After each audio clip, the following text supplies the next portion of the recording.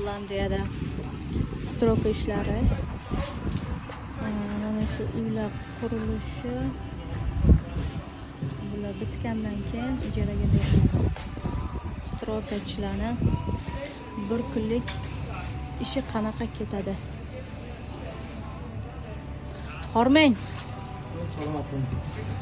Yevropada ishlar qanday? Zo'r. Ko'ryapsizku qanday ishlashini.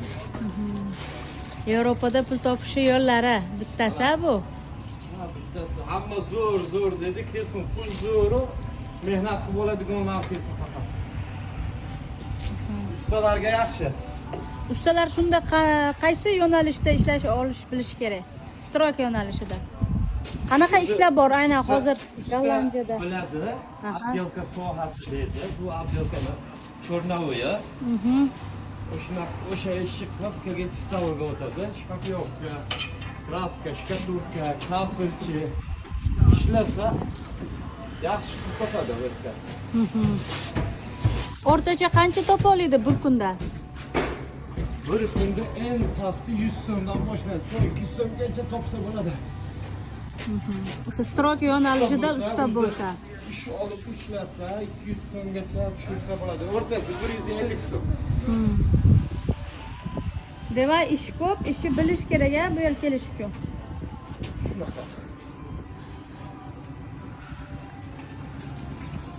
Mana Yevropaga kelaman deb stroka ishida ishlamoqchi bo'lganlar.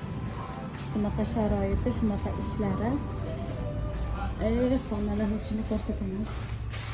Mana shularni o'zimiz O'zbekistonlik ustalar qilgan. Shpakulovka ekan. Ikki etajli uy. Gollandiya uylari.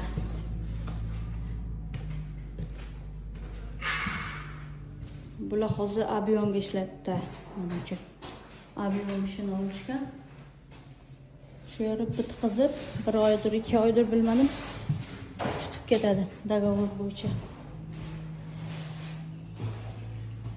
Ish ko'p, agar ishni biladigan haqiqiy